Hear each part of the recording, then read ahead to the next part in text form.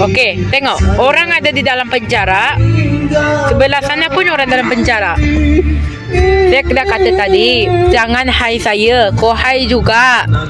Padan muka. Kamu padan muka. Yang lain yang luar penjara tu boleh keluar. Kau akan masuk penjara pada lain kali. Dan orang yang ini akan dikeluar daripada penjara. Penjara selama 4 tahun. Tahun 2025 sampai ke tahun 2029. Bye bye.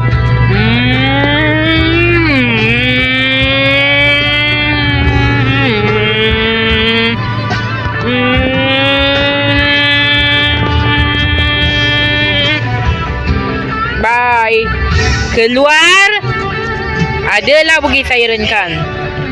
Kena tembak orang nanti. Bye. Okey. Sekarang ni dekat lebuh raya ni. Baru ke Taman Istana. Jauh ni.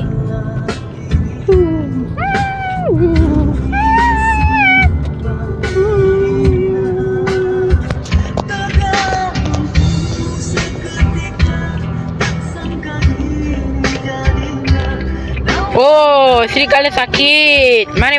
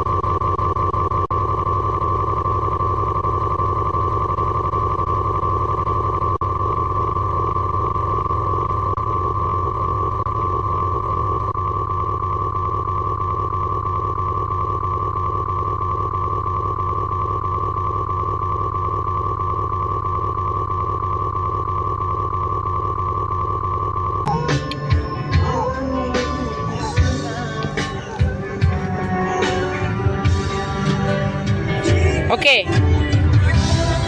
Nanti kita masuk lain-lain lah.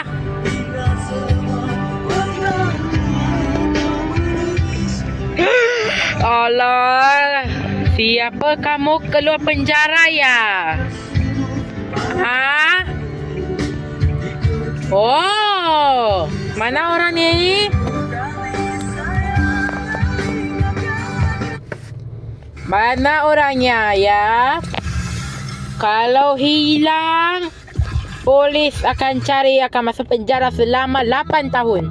Daripada tahun 2025 sampai ke tahun 2034. Sembilan tahun dalam penjara ya. Sampai ke tahun 2034. 2034 bangunan dah banyak dah ni dekat Taman Istana. Semua ada banyak rumah. Alamak, orang dah hilang. Semua nak tengok pergi sana. Siapa ni? Siapa? Ada orang yang hilang, dia keluar daripada penjara. Eh, eh, eh, eh, eh. Mari.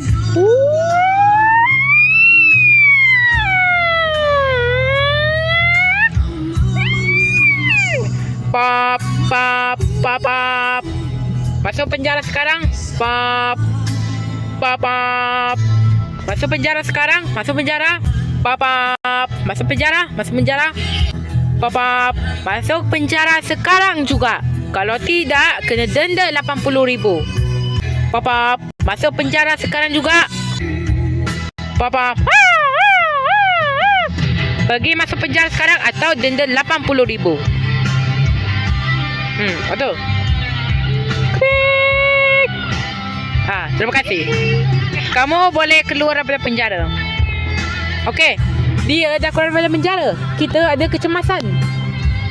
Kena apa tu? Kena panggil polis juga. Okey, nanti sambung nanti ya.